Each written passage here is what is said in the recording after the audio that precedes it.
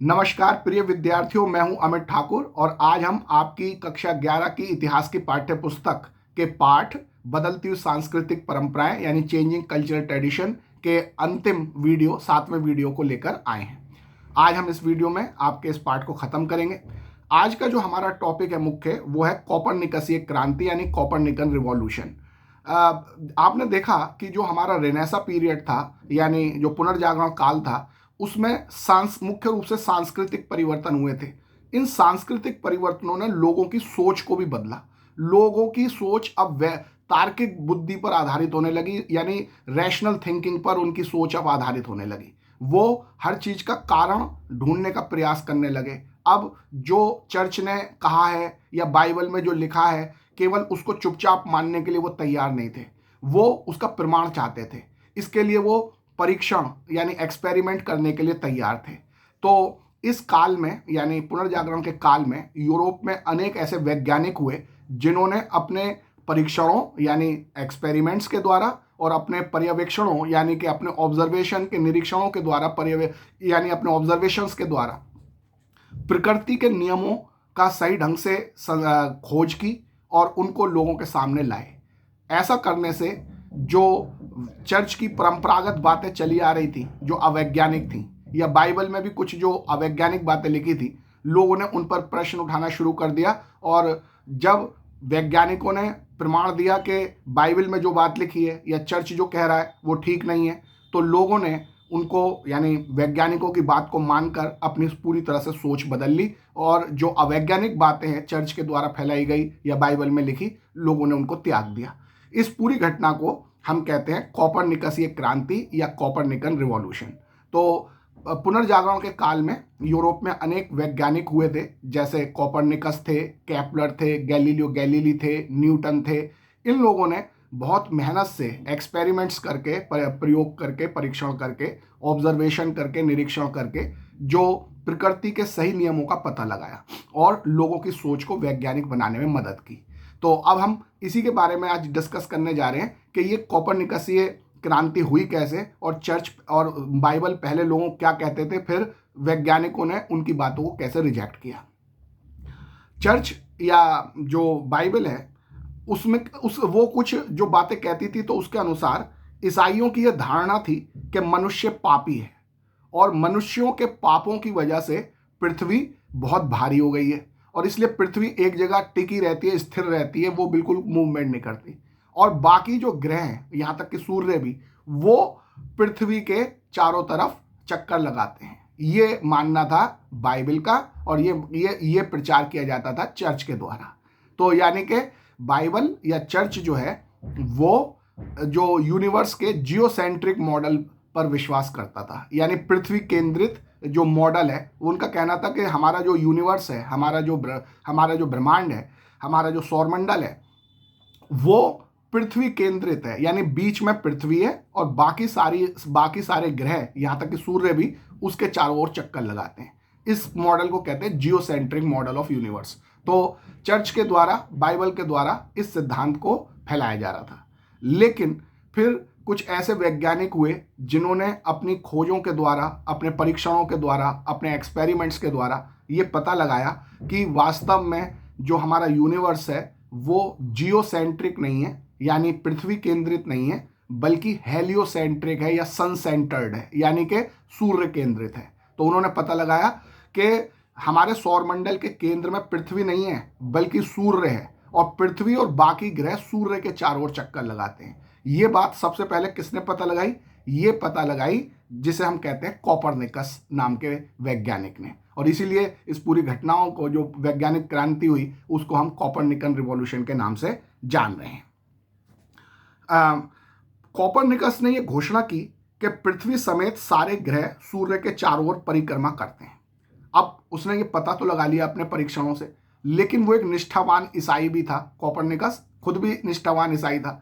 तो उसे इस बात का बहुत डर था कि उसकी इस नई खोज से परंपरावादी ईसाई धर्म अधिकारियों में घोर प्रतिक्रिया उत्पन्न हो सकती है। यानी कि उसे डर था कि अगर मैंने ये बात सही बात है कि हमारा यूनिवर्स जो है वो जियोसेंट्रिक ना होकर हेलियोसेंट्रिक है, यानी सन सेंटर्ड है, यानी जो हमारा जो सौर मंडल है उसके केंद्र में सूर्य है। बात तो ये सही है, लेकिन अगर ये सही बात मैंने लोगों को बताई तो ये तो चर्च के विरुद्ध जाएगी। चर्च तो कह रहा है कि हमारे सौर मंडल के केंद्र में पृथ्वी है, तो मेरी बात चर्च की बात को काटेगी। इससे चर्च नाराज हो जाएगा और मुझे फांसी पर भी चढ़ा सकता है। इस बात से वो डरा हुआ था, इसलिए वो अपनी बात को लोगों को बता नहीं रहा था। पता लगा लिया था कोपरनिकस ने कि हमारा जो यूनिवर्स है, हमारा जो सौर मंडल है, वो जियोसेंट्रिक ना होकर हेलियोसेंट्रिक है, सन सेंटर्ड है, उसके केंद्र में सूर्य है। लेकिन डर की वजह से वो इस बात को लोगों को बता नहीं रहा था। पता उसने लगा लिया था, क्योंकि उसे डर था कि अगर मैं ये बात बताऊंगा तो चर्च के अधिकारी नाराज हो जाएंगे और मुझे फांसी भी दे सकते हैं। इस वजह से वो चुपचाप अपनी बात को, अपने राज को सीने में दबाए बैठा था, किसी को बता नहीं रहा था। तो देख सकते हो कि कितना भय था लोगों के मन में उस समय, कितना चर्च का और बाइबल के जो अवैज्ञानिक बातें थी उनका।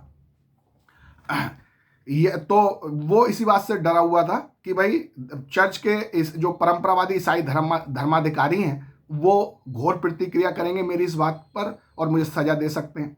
यही कारण था कि जो कोपरनिकस ने अपनी पांडुलिपि यानी अपनी मैन्युस्क्रिप्ट द रिवॉल्यूशनिबस, यानी जिसको अगर हम हिंदी में कहें तो परिभ्रमण, को प्रकाशित नहीं करवाया। वो चाहता ही नहीं था कि इसका प्रकाशित करवाया जाए, क्योंकि उसे डर था कि अगर मैं ये प्रकाशित करवाऊंगा तो इससे हमारे चर्च के अधिकारी पर नाराज हो जाएंगे और मुझे फांसी दे सकते हैं।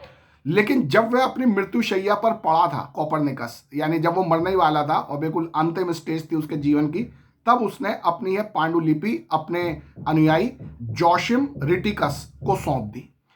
उसने, यानी जोशिम रिटिकस ने कोपरनिकस के इन विचारों को लोगों तक पहुंचाया। लेकिन कोपरनिकस के इन विचारों को ग्रहण करने में लोगों को थोड़ा समय लगा। काफी समय बाद, यानी आधी शताब्दी से अधिक समय बीतने पर, यानी 50 साल से भी ज्यादा समय बीतने पर, एक खगोल शास्त्री यानी एस्ट्रोनॉमर हुए जोहानेस केपलर, और साथ ही गैलीलियो गैलीली भी हुए। इन दोनों ने अपने लेखों द्वारा स्वर्ग और पृथ्वी के अंतर को समाप्त कर दिया। ये सेंटेंस बहुत ही इंपॉर्टेंट और बड़ा इंटरेस्टिंग है। मैं दोबारा से इस सेंटेंस को पढ़ता हूं कि जोहानेस केपलर और गैलीलियो गैलीली ने अपने लेखों द्वारा स्वर्ग और पृथ्वी के अंतर को समाप्त कर दिया। इसका क्या मतलब हुआ? इसका मतलब यह हुआ कि चर्च द्वारा, बाइबल द्वारा स्वर्ग और पृथ्वी के बारे में जो अवैज्ञानिक मनगढ़ंत बातें फैलाई जा रही थी, उन अवैज्ञानिक और मनगढ़ंत बातों को हटाकर लोगों को वैज्ञानिक तथ्य बताए इन्होंने, जोहानेस केपलर और गैलीलियो गैलीली ने। और इस प्रकार लोगों के मन से जो भ्रम था सूर्य के बारे में और जो हमारी पृथ्वी के बारे में, और जो वो सूर्य और पृथ्वी के बीच में जो बाइबल के अनुसार जो अंतर समझते थे, उन सारे भ्रामक अंतरों को इन वैज्ञानिकों ने, गैलीलियो गैलीली और केपलर जैसे वैज्ञानिकों ने अपने लेखों के द्वारा, अपनी वैज्ञानिक बातों के द्वारा, उन्होंने चर्च के सारे मनगढ़ंत बातों को, सारी जो पृथ्वी और सूर्य के बीच के जो बाइबल और जो हमारा चर्च अंतर बताता था, उन सारे अंतरों को पाट दिया और वास्तविक तस्वीर लोगों के सामने ला दी कि भाई ये सूर्य है, इसके गुण ये है, ये पृथ्वी है, इसके गुण ये हैं। तो जो बाइबल ने और चर्च ने जो सूर्य और पृथ्वी के बारे में जो मनगढ़ंत बातें फैला रखी थी, वो सारी मनगढ़ंत बातें खत्म हो गई और पृथ्वी और सूर्य के अंतर को इस तरह से समाप्त कर दिया। तो इस सेंटेंस का मतलब ये है। आपसे परीक्षा में ये पूछा जा सकता है कि ये सेंटेंस देकर कि भाई इसकी व्याख्या करो, तो आपको यही बातें बतानी है कि केपलर और गैलीलियो जैसे वैज्ञानिकों ने चर्च और बाइबल में जो पृथ्वी और सूर्य के बारे में, सौरमंडल के बारे में जो मनगढ़ंत और अवैज्ञानिक बातें लिखी हैं, उन सारी अवैज्ञानिक बातों को समाप्त कर दिया केपलर और गैलीलियो जैसे वैज्ञानिकों ने अपने वैज्ञानिक लेखों के द्वारा। उन्होंने जो ब्रह्मांड की, जो हमारे सौरमंडल की वास्तविक स्थिति है, जो प्रकृति के वास्तविक नियम हैं, जो वास्तविक वैज्ञानिक तथ्य हैं, उन्हें लोगों के सामने लाया और लोगों के मन में जो भ्रमपूर्ण बातें थीं, जो बाइबल के द्वारा और चर्च के द्वारा फैलाई थी, उन सबको समाप्त कर दिया और पृथ्वी और सूर्य के बीच के इस अंतर को समाप्त कर दिया। जो गलत बातों की वजह से लोगों के मन में था कि भाई पृथ्वी ऐसी है, सूर्य ऐसा है, उन सब चीज़ों को खत्म कर दिया केपलर और गैलीलियो जैसे वैज्ञानिकों ने अपने वैज्ञानिक लेखों के द्वारा। केपलर ने अपने ग्रंथ कॉस्मोग्राफिकल मिस्ट्री में कोपरनिकस के सूर्य केंद्रित सौर मंडलीय सिद्धांत को लोकप्रिय बनाया। सूर्य केंद्रित यानी सन सेंटर्ड सोलर सिस्टम, यानी कि जिसे हम कह सकते हैं हेलियोग्राफिक जो सौर मंडल का जो सिद्धांत है उसको उन्होंने लोकप्रिय बनाया। उन्होंने कहा कि वास्तव में जो कोपरनिकस था वो सही कह रहा था, चर्च गलत कह रहा है, बाइबल में गलत लिखा है। सौर मंडल के केंद्र में पृथ्वी नहीं है, सौर मंडल के केंद्र में सूर्य है, और सूर्य पृथ्वी के चारों तरफ चक्कर नहीं लगाता, बल्कि पृथ्वी सूर्य के चारों तरफ चक्कर लगाती है। ये बात केपलर ने बताई अपनी किताब कॉस्मोग्राफिकल मिस्ट्री में। तो इससे ये सिद्ध हो गया कि सारे ग्रह सूर्य के चारों ओर वृत्ताकार यानी सर्कल के रूप में नहीं, बल्कि दीर्घ वृत्ताकार यानी एलिप्सिस के मार्ग पर परिक्रमा करते हैं।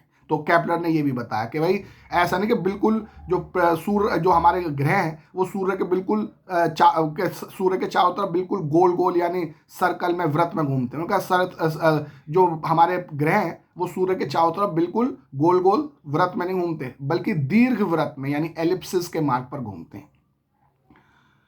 इसी तरह से गैलीलियो की बात करते हैं हम। गैलीलियो ने भी अपनी एक किताब लिखी थी, उसका नाम था दी मोशन। तो गैलीलियो ने अपने ग्रंथ दी मोशन में गतिशील विश्व के सिद्धांतों की पुष्टि की। तो आप देख रहे हो कि कोपरनिकस हो गया, केपलर हो गया और साथ ही गैलीलियो हो गया। इन सब ने अपने वैज्ञानिक परीक्षणों के द्वारा, अपने एक्सपेरिमेंट्स के द्वारा, अपने ऑब्जर्वेशंस के द्वारा, जो चर्च और बाइबल के द्वारा जो अवैज्ञानिक और मनगढ़ंत बातें फैला रखी थी, उन सबको दूर करने में सहायता की। और ये कोपरनिकन क्रांति यानी वैज्ञानिकों की नई नई खोजें जारी रहीं, और विज्ञान के जगत में इस क्रांति ने न्यूटन के गुरुत्वाकर्षण के सिद्धांत यानी लॉ ऑफ ग्रेविटेशन के साथ अपनी पराकाष्ठा की ऊंचाइयों को छू लिया। तो आपने देखा कि इस कोपरनिकन क्रांति में, कोपरनिकसीय क्रांति में हमने देखा कि जो अलग अलग बड़े अच्छे वैज्ञानिक हुए, जिनमें कोपरनिकस है, केपलर है, गैलीलियो गैलीली है और स्वयं न्यूटन है, इन सब ने वैज्ञानिक परीक्षणों के द्वारा जो सही बातें हैं, जो प्रकृति के सही नियम हैं, वो लोगों के सामने पहुंचाए, और उनके दिमाग में जो ये भ्रम फैलाया हुआ था चर्च ने या बाइबल की लिखी बातों में, तो उन भ्रम को दूर करके लोगों के सोच को साइंटिफिक बनाया। तो इस तरह से हम देख सकते हैं कि जो हमारा पुनर्जागरण था यानी रिनेसा पीरियड था, वो वैज्ञानिक प्रगति का काल भी था। इसमें नए नए वैज्ञानिक खोजें हुई, जिससे लोगों के दिमाग में से भ्रम हटाने का बहुत सहायता मिली। अब हम बात करते हैं ब्रह्मांड के अध्ययन यानी कि रीडिंग द यूनिवर्स के बारे में। यानी जब जो वैज्ञानिकों ने, जैसे हमने देखा था कि अभी केपलर था, गैलीलियो गैलीली था, कोपरनिकस था और जो न्यूटन था, इन्होंने जो साइंटिफिक टेम्पर की बातें लोगों तक पहुंचाई, यानी जो विज्ञान की, जो प्रकृति के सही नियमों की बातें लोगों तक पहुंचाई, तो इससे लोगों का जो दृष्टिकोण था वो वैज्ञानिक बन गया। यानी लोगों के मन में वैज्ञानिक दृष्टिकोण पनपने लगा, साइंटिफिक टेम्पर लोगों की विकसित होने लगा। तो इस पर एक इम्पॉर्टेंट बात है, वो ये है कि गैलीलियो ने एक बार टिप्पणी की कि बाइबल जिस स्वर्ग का मार्ग आलोकित करता है, वह यह नहीं बताता कि वह स्वर्ग किस प्रकार चलता है। आप देखो, ये भी आपसे परीक्षा में प्रश्न पूछ सकते हैं। मैं एक बार दुआ पढ़ता हूं। गैलीलियो ने एक बार टिप्पणी की कि बाइबल जिस स्वर्ग का मार्ग आलोकित करता है, वह स्वर्ग किस प्रकार चलता है, इसके बारे में बाइबल कुछ नहीं बताती। इसका मतलब वह जो गैलीलियो है वो लोगों को साइंटिफिक टेम्पर अपनाने के लिए प्रेरित कर रहा है। वो कह रहा है कि बाइबल केवल ये बताती है कि स्वर्ग है, लेकिन स्वर्ग में होता क्या है, स्वर्ग चलता कैसे है, इसके बारे में कोई वैज्ञानिक प्रमाण नहीं देती, कोई सबूत कुछ नहीं देती। बस कहती है कि स्वर्ग है और तुम सब मान लो कि स्वर्ग है। तुम अगर पूछने की कोशिश करोगे कि भाई इसका कोई प्रमाण दो कि स्वर्ग है, तो चर्च नाराज हो जाएगा और तुम्हें मृत्यु दंड देगा। तो यानी कि जो बाइबल है और जो चर्च है वो लोगों में साइंटिफिक टेम्पर डेवलप नहीं होने देना चाह रहा।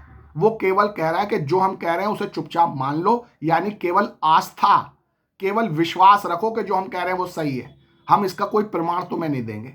यानी लोगों में साइंटिफिक टेम्पर डेवलप करने में चर्च और बाइबल कोई सहायता नहीं कर रहे, बल्कि साइंटिफिक टेम्पर को रोक रहे हैं। कहने के जो हम कह रहे हैं बस उसे चुपचाप मान लो, हमको बिना किसी प्रमाण के। जबकि विज्ञान कहता है कि हम जो भी कहते हैं उसे मानने के लिए पहले हमें प्रमाण दिए जाएं, हम उन प्रमाणों का परीक्षण करेंगे, जब वो सही पाए जाएंगे तब हम उन्हें मानेंगे। लेकिन चर्च कह रहा है, बाइबल कह रही है चुपचाप मान लो, जो हम कह रहे हैं वही सही है, आगे से मतलब जो भी हम कह रहे हैं उसे मान लो, चुपचाप आस्था रखो, हम कोई प्रमाण नहीं देंगे। तो जबकि वैज्ञानिक कह रहे हैं कि हमें प्रमाण चाहिए कि आप जो कह रहे हो वो सही है कि नहीं, इस बात का हमें प्रमाण दो, सबूत दो। तो गैलीलियो ने इस बात को उठाया कि भाई चर्च कहता है कि स्वर्ग है और हमें स्वर्ग में बहुत आनंद मिलेगा मरने के बाद, लेकिन बाइबल ये नहीं बताती कि वो स्वर्ग किस प्रकार काम करता है, उसका कामकाज कैसे चलता है, उसके बारे में कोई वैज्ञानिक प्रमाण नहीं देती। इस बात यह कह के गैलीलियो ने चर्च पर और बाइबल पर प्रहार किया और लोगों को वैज्ञानिक दृष्टिकोण अपनाने के लिए प्रेरित किया। इन विचारकों ने हमें यह बताया कि ज्ञान विश्वास से हटकर अवलोकन एवं प्रयोग पर आधारित है। तो गैलीलियो जैसे जो वैज्ञानिक थे उन्होंने कहा कि ज्ञान आस्था से नहीं आएगा कि बाइबल ने कहा है तो हम चुपचाप सिर झुका के मान लें, कोई प्रश्न ना करें। उन्होंने कहा ऐसे नहीं आता ज्ञान, ज्ञान आता है अवलोकन यानी ऑब्जर्वेशन से और प्रयोगों यानी एक्सपेरिमेंट से। जैसे जैसे इन वैज्ञानिकों ने ज्ञान की खोज का रास्ता दिखाया, वैसे वैसे फिजिक्स, केमिस्ट्री, बायोलॉजी के क्षेत्र में अनेक प्रयोग और अन्वेषण कार्य बहुत तेजी से पनपने लगे। इतिहासकारों ने मनुष्य और प्रकृति के ज्ञान के इस नए दृष्टिकोण को वैज्ञानिक क्रांति यानी साइंटिफिक रिवॉल्यूशन कहा है। तो अब लोगों के मन में ये आने लगा कि भाई हम जो मनुष्य हैं और जो हमारे आसपास जो प्रकृति है उसका संबंध क्या है, इसके बारे में, यानी मनुष्य और प्रकृति के बीच के जो संबंध हैं उनके कुछ खास नियम हैं जिनको हम ऑब्जर्वेशन और एक्सपेरिमेंट से पता लगा सकते हैं। यानी हर चीज़ के लिए हमें ऑब्जर्वेशन और एक्सपेरिमेंट करके सही तथ्यों का पता लगाना चाहिए। ये लोगों में साइंटिफिक टेम्पर डेवलप होने लगा और इसकी वजह से नए नए जो वैज्ञानिक विषय हैं जैसे कि फिजिक्स, केमिस्ट्री, बायोलॉजी और दूसरे विषय वो डेवलप होने लगे। इस पूरी घटना को हम साइंटिफिक रिवॉल्यूशन कहते हैं। परिणाम स्वरूप संदेहवादियों यानी स्केप्टिक्स और नास्तिकों यानी नॉन बिलीवर के मन में सारी सृष्टि की रचना के स्रोत के रूप में प्रकृति ईश्वर का स्थान लेने लगी। यानी कुछ ऐसे लोग थे जो भगवान में विश्वास नहीं करते थे, जो हर चीज़ पर संदेह करते थे, उन्हें स्केप्टिक्स यानी कि संदेहवादी कहते हैं। और जो भगवान में बिल्कुल विश्वास नहीं करते यानी वो मानते ही नहीं कि कोई भगवान है, उन्हें कहते हैं नॉन बिलीवर या नास्तिक। तो ये जो इस प्रकार के लोग थे स्केप्टिक और नॉन बिलीवर, वो कहने लगे भगवान वगैरह कुछ नहीं है, जो कुछ है प्रकृति है। तो वो भगवान के स्थान पर प्रकृति को महत्व देने लगे। इस साइंटिफिक देने लगे, क्यों देने लगे? इस साइंटिफिक रिवॉल्यूशन की वजह से। यहां तक कि वे लोग जिन्होंने ईश्वर में अपने विश्वास को बरकरार रखा, वे भी एक दूरस्थ ईश्वर की बात करने लगे जो भौतिक दुनिया में जीवन को प्रत्यक्ष रूप से नियंत्रित नहीं करता था। और जो लोग स्केप्टिक नहीं थे, जो लोग नॉन बिलीवर नहीं थे, जो भगवान में अभी भी विश्वास करते थे वो भी अब भगवान को एक दूरस्थ व्यक्तित्व मानने लगे कि भगवान जो है तो सही, लेकिन वो बहुत दूर कहीं अपने स्थान पर बैठे हैं और जो दुनिया के कामकाज में वो कोई हस्तक्षेप नहीं करते। दुनिया का कामकाज तो वैज्ञानिक नियमों के अनुसार चलता है, प्रकृति के जो नियम है उनके अनुसार चलता है। भगवान उस भौतिक जगत में हस्तक्षेप नहीं करते हैं। तो ये एक सोच बनने लगी, यानी हमें प्रकृति को समझना है, प्रकृति को जानना है, उसके नियमों को वैज्ञानिक तरीकों से समझना है। भगवान है तो सही, लेकिन भगवान भी बीच में आकर प्रकृति के नियमों को बदलेंगे नहीं, इसलिए हमें प्रकृति के नियमों के अनुसार ही रहना पड़ेगा, उन्हीं नियमों को समझना पड़ेगा। इस प्रकार के विचारों को वैज्ञानिक संस्थाओं के माध्यम से लोकप्रिय बनाया गया, जिससे सार्वजनिक क्षेत्र में एक नई वैज्ञानिक संस्कृति की स्थापना हुई। यानी अब एक नया साइंटिफिक कल्चर डेवलप हो गया। अब विज्ञान की बातें करना, नए नए एक्सपेरिमेंट करना, नए नए ऑब्जर्वेशन करना, वैज्ञानिक नियमों को जानना, उसे लोगों को बताना, उनका प्रचार प्रसार करना, उनके बारे में लेख लिखना, इस प्रकार का एक साइंटिफिक कल्चर यूरोप में डेवलप हो गया इस रिनेसा पीरियड के दौरान ही। तो एक नई वैज्ञानिक संस्कृति की स्थापना हुई। 1670 में बनी पेरिस अकादमी, 1670 यानी 1670, और 1662 यानी 1662 में वास्तविक ज्ञान के प्रसार के लिए लंदन में गठित रॉयल सोसाइटी ने लोगों की जानकारी के लिए व्याख्यान का आयोजन किया, यानी लेक्चर्स दिलवाए गए और सार्वजनिक प्रदर्शन के लिए प्रयोग करवाए।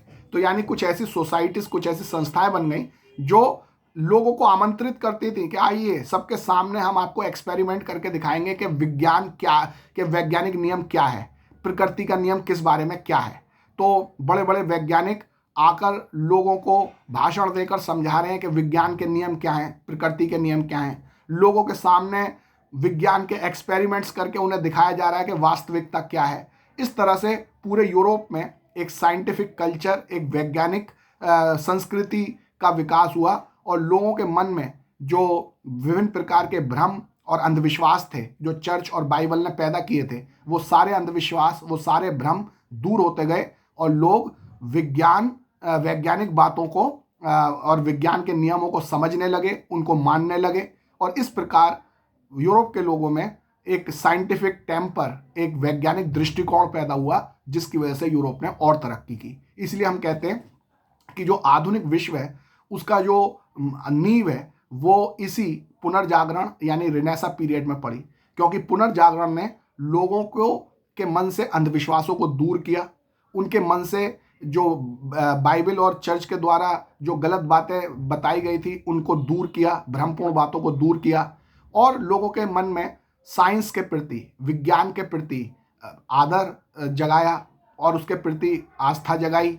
और लोग अब हर बात को वैज्ञानिक तरीके से प्रमाणित करने पर जोर देने लगे और विज्ञान को लोकप्रिय बनाया गया। बड़े बड़े सोसाइटीज़ के द्वारा वैज्ञानिकों को बुलाकर उनके द्वारा लेक्चर दिलवाए गए, लोगों को सब पूरे लोगों के सामने इकट्ठा करके उनके सामने वैज्ञानिक एक्सपेरिमेंट्स करके दिखाए गए कि देखिए विज्ञान के नियम क्या हैं।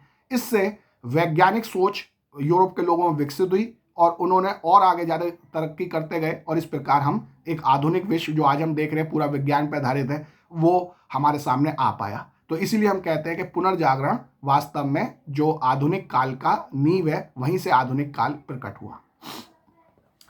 अब हम कुछ ऐसी बातों पर विचार करते हैं जो आज इतिहासकारों ने जिसको हमारे सामने उठाया है।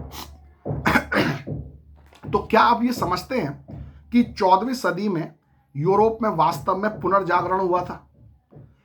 आमतौर पर तो हम यही पढ़ रहे हैं कि हाँ भाई 14वीं सदी में रिनेसा हुआ था, पुनर्जागरण हुआ था, लेकिन कुछ आधुनिक इतिहासकार ऐसे हैं जिन्होंने इस बात पर प्रश्न उठाया है और ये भी साइंटिफिक टेम्पर का ही प्रमाण है कि हर चीज को केवल आस्था बांध के मान लो, किताब में लिखा इसलिए हम मान लें कि हाँ भाई पुनर्जागरण हुआ था।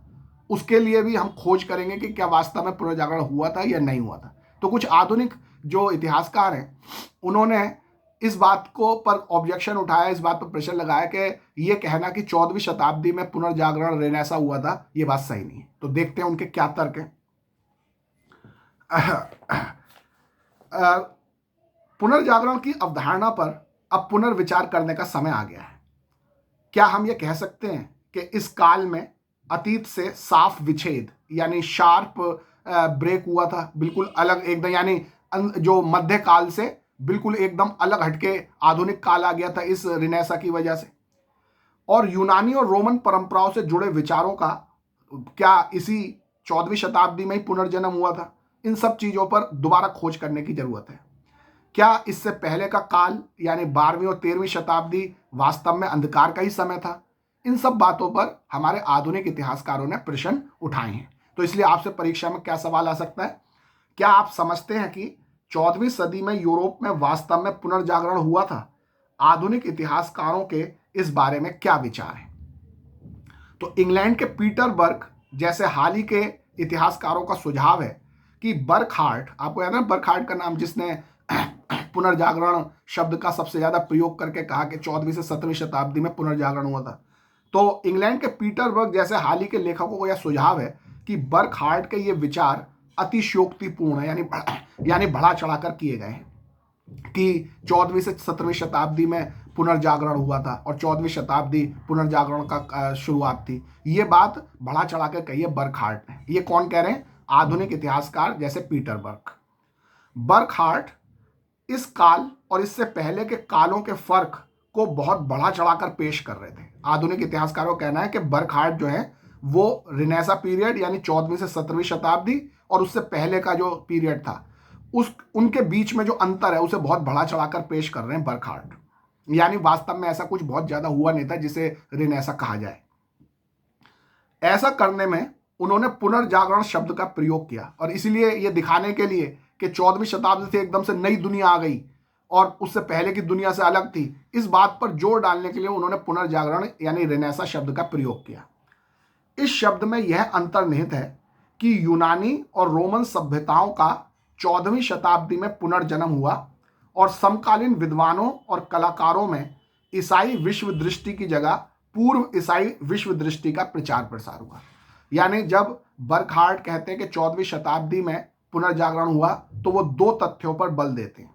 वो कहते हैं पहली तथ्य ये कि 14वीं शताब्दी में रोमन और यूनानी सभ्यताओं का पुनर्जन्म हुआ। यानी रोमन साम्राज्य के समय जो रोमन और यूनानी सभ्यता यूरोप में चल रही थी वो सभ्यता बीच के काल यानी मध्य काल में यानी 5वीं से 14वीं शताब्दी के बीच में वो सभ्यता लुप्त हो गई, रोमन सभ्यता, ग्रीक सभ्यता। और 14वीं शताब्दी में दोबारा से वो रोमन और ग्रीक सभ्यता सामने आई, इसलिए कहते हैं कि ये पुनर्जन्म है, ये पुनर्जागरण है। एक तो इस कारण से वो पुनर्जागरण कहते हैं। यानी उनका कहना है कि मध्यकाल में यूनानी और रोमन सभ्यता बिल्कुल अस्तित्व में नहीं थी। जो यूनानी और रोमन सभ्यता की जो विशेषता है वो मध्यकाल में बिल्कुल कहीं दिखाई नहीं दी। बस पहले रोमन साम्राज्य के समय थी और फिर पुनर्जागरण यानी 14वीं शताब्दी से आई। बीच के समय में रोमन और ग्रीक सभ्यता के लक्षण कहीं दिखाई नहीं दिए। इस बात पर बल देते थे बर्कहार्ट और इसलिए उन्होंने कहा कि 14वीं शताब्दी में पुनर्जागरण हुआ क्योंकि दोबारा से रोमन और ग्रीक सभ्यताओं के लक्षण दिखाई देने लगे। एक तो इस बात पर वो कहते हैं कि पुनर्जागरण हुआ और दूसरा वो कहते हैं कि पुनर्जागरण के बाद लोगों ने धर्म पर विश्वास करना बंद कर दिया।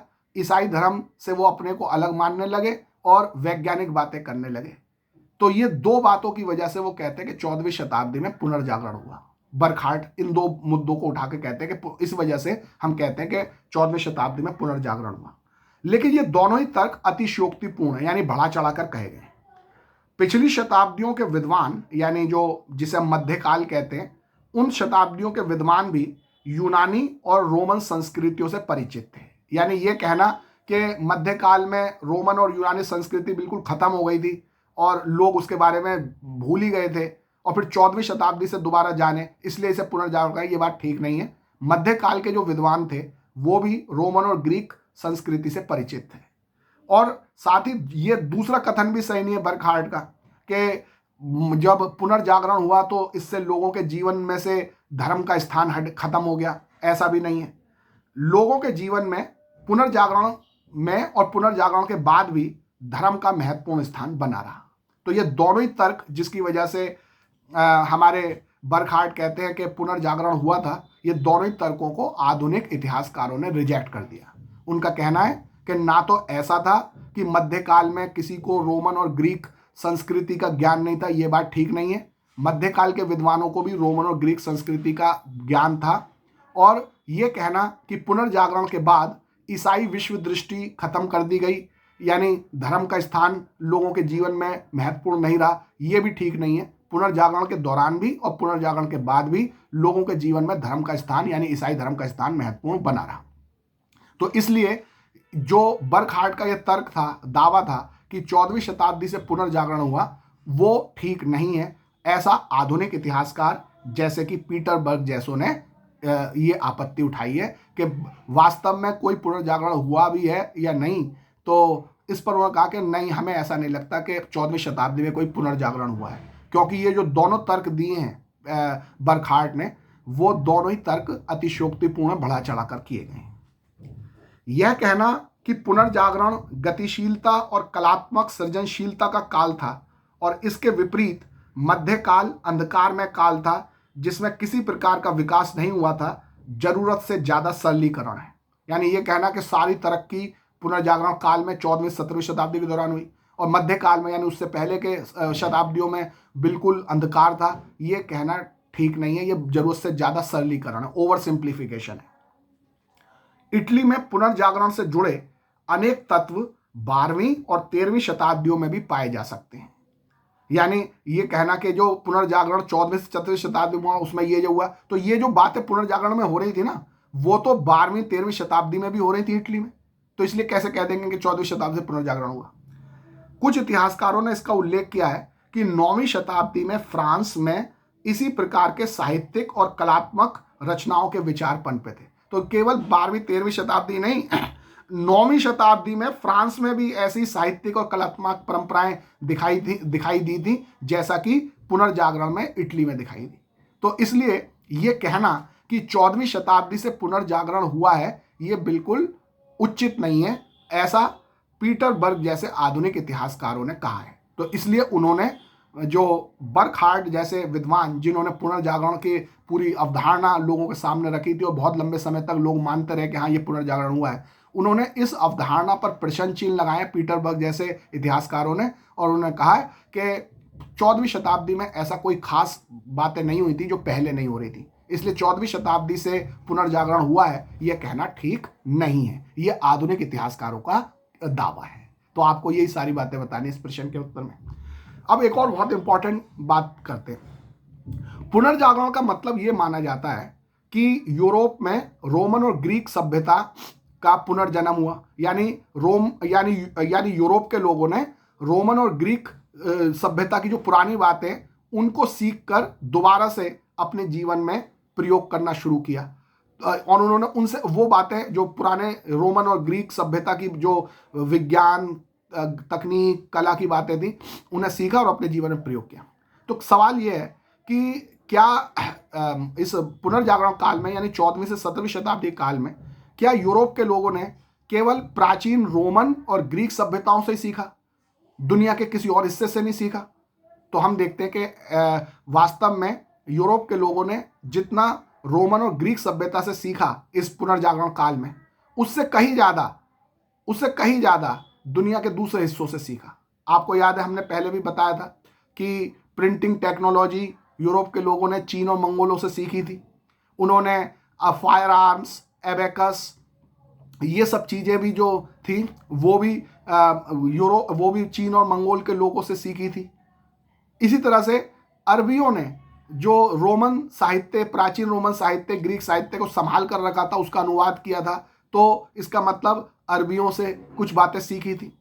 इसके अलावा एशिया में जो दूसरे देश थे उनमें प्राचीन रोमन और ग्रीक सभ्यता से भी ज़्यादा विकसित तकनीकें थी।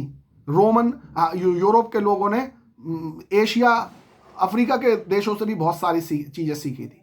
तो यानी ये कहना कि हमारा जो पुनर्जागरण था उसमें हमारे यूरोप के लोगों ने केवल प्राचीन रोमन और ग्रीक सभ्यता से बातें सीखकर अपने जीवन में लागू की, ये ठीक नहीं है ये कहना, क्योंकि इस पुनर्जागरण काल में, इस रिनेसा पीरियड में यूरोप के लोगों ने ना केवल पुरानी ग्रीक और रोमन संस्कृति से सीखा, बल्कि चीन से सीखा, भारत से सीखा, एशिया के बहुत सारे देशों से सीखा, अरब, ईरान, मध्य एशिया, भारत, इन सब सभ्यताओं से इन जो यूरोप के वासियों ने सीखा। तो इसलिए ये कहना कि जो पुनर्जागरण था उसका मतलब केवल ये था कि यूरोप वासियों ने पुरानी ग्रीक और रोमन संस्कृति सीखा, ये ठीक नहीं है। उन्होंने और भी बहुत जगहों से सीखा। तो इस पर क्या क्वेश्चन आ सकता है? पुनर्जागरण काल में यूरोप में हुए सांस्कृतिक बदलाव में क्या केवल रोम और यूनान की क्लासिकी सभ्यता का ही योगदान है? तो इस पर अभी मैंने आपको बता ही दिया, तो अब इसको कैसे लिखना है? यूरोप में पुनर्जागरण काल में आए सांस्कृतिक बदलाव में रोम और यूनान की क्लासिकी सभ्यता का ही केवल हाथ नहीं था। रोमन संस्कृति के पुरातात्विक और साहित्यिक पुनरुद्धार ने भी इस सभ्यता के प्रति बहुत अधिक प्रशंसा के भाव उभार दिए। लेकिन एशिया में प्रौद्योगिकी और कार्यकुशलता यूनानी और रोमन लोगों की तुलना में काफ़ी विकसित थी। विश्व का बहुत बड़ा क्षेत्र आपस में जुड़ चुका था और नौ संचालन यानी नेविगेशन की नई तकनीकों ने लोगों के लिए पहले की तुलना में दूर दराज के क्षेत्रों की जल यात्रा को संभव बनाया। इस्लाम के विस्तार और मंगोलों की विजयों ने एशिया एवं उत्तरी अफ्रीका को यूरोप के साथ राजनीतिक दृष्टि से ही नहीं बल्कि व्यापार और कार्यकुशलता के ज्ञान को सीखने के लिए आपस में जोड़ दिया। यूरोपियों ने न केवल यूनानियों और रोम वासियों से सीखा बल्कि भारत, अरब, ईरान, मध्य एशिया और चीन से भी ज्ञान प्राप्त किया। इनसे भी ज्ञान प्राप्त किया। बहुत लंबे समय तक इन ऋणों को स्वीकार भी नहीं किया गया, क्योंकि जब इस काल का इतिहास लिखने की प्रक्रिया का प्रारंभ हुआ तब इतिहासकारों ने इसके यूरोप केंद्रित दृष्टिकोण को ही सामने रखा। तो यानी हमारे आधुनिक इतिहासकार इस बात पर भी प्रश्न उठा रहे हैं कि भाई यही क्यों माना जाता है कि पुनर्जागरण काल में यूरोप के लोगों ने प्राचीन रोमन और ग्रीक सभ्यता से सीखा। उन्होंने प्राचीन रोम और ग्रीक सभ्यता के अलावा दुनिया के दूसरे देशों, जैसे नाम भी बताएं, भारत है, अरब है, ईरान है, चीन है, इन सब से भी बहुत सीखा है। उसका कोई जिक्र नहीं किया जाता पुनर्जागरण काल का व्याख्या करते समय। तो अब हमारा आग्रह यह है, यानी आधुनिक इतिहासकार कह रहे हैं कि अब हमारा आग्रह यह है कि पुनर्जागरण काल का इतिहास दोबारा से लिखा जाए और उसमें जो यूरोप के लोगों ने चीन, भारत, ईरान, अरब, इन सब से जो सीखा है उसको, उनकी बातों को और इन सारे देशों के कंट्रीब्यूशन को भी उसमें पुनर्जागरण की व्याख्या करते समय शामिल किया जाए। तो ये बात भी अब आप देख रहे हो ना कि इतिहास इसलिए तो एक डायनामिक सब्जेक्ट कहा जाता है कि एक बार जो बात हमने बता दी इतिहास के तौर पे, वो हमेशा ही सत्य नहीं रहेगी। नई नई खोजें होती रहती हैं, नए नए विचार उठते रहते हैं और उसके हिसाब से दोबारा से इतिहास का लेखन किया जाता रहता है। अब एक और बात जो है हमारे लिए कि ये जो पुनर्जागरण काल चला तो इसका यूरोप पर क्या असर पड़ा। दो महत्वपूर्ण असर पड़े यूरोप पर, उस पर सवाल आ सकता है। 14वीं से 17वीं शताब्दी के काल में यूरोपीय समाज और राजनीति में क्या महत्वपूर्ण परिवर्तन हुए हैं। तो दो महत्वपूर्ण परिवर्तन हुए, उन दोनों की बात हम करने जा रहे हैं। इस काल में यानी पुनर्जागरण काल में, रिनेसा पीरियड में जो महत्वपूर्ण परिवर्तन हुए उनमें धीरे धीरे निजी और सार्वजनिक दो अलग अलग क्षेत्र बनने लगे, यानी पब्लिक और प्राइवेट दो स्फीयर बनने लगे व्यक्ति के जीवन के। सार्वजनिक क्षेत्र का यानी पब्लिक स्फीयर का तात्पर्य सरकार के कार्य क्षेत्र और औपचारिक धर्म से संबंधित था और निजी क्षेत्र में परिवार और व्यक्ति का निजी धर्म था। व्यक्ति की दो मुख्य भूमिकाएं थी, एक तो निजी यानी प्राइवेट और दूसरी सार्वजनिक यानी पब्लिक।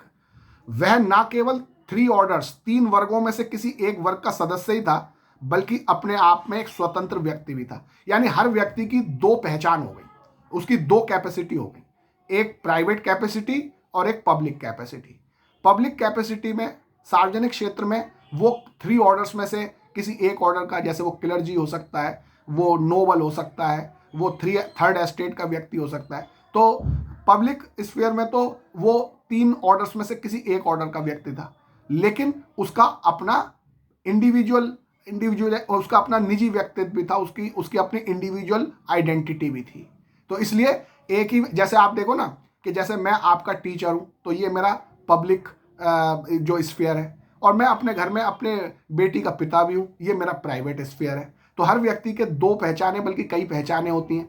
एक जगह मैं टीचर के रूप में जाना जाता हूँ, दूसरी जगह मैं अपने पिता के रूप में जाना जाता हूँ अपनी बेटी के। तो इसी तरीके से हम कह रहे हैं कि एक व्यक्ति 3 ऑर्डर्स में से किसी एक ऑर्डर का सदस्य होता था पब्लिक रूप से, और प्राइवेट रूप से उसका अपनी निजी पहचान भी होती थी, उसका अपना निजी व्यक्तित्व भी होता था। एक कलाकार किसी संघ या गिल्ड का सदस्य ही मात्र नहीं होता था बल्कि वह अपने हुनर के लिए भी जाना जाता था। कोई कलाकार था, वो किसी गिल्ड का सदस्य भी होता था पब्लिक स्फीयर में, और वो अपने हुनर, अपने व्यक्तिगत पहचान के लिए भी जाना जाता कि भाई ये बड़ा योग्य कलाकार है। तो इस तरह से हर व्यक्ति की अलग अलग दो पहचानें बनने लगी इस रिनेसा पीरियड में, एक पब्लिक आइडेंटिटी और एक प्राइवेट आइडेंटिटी।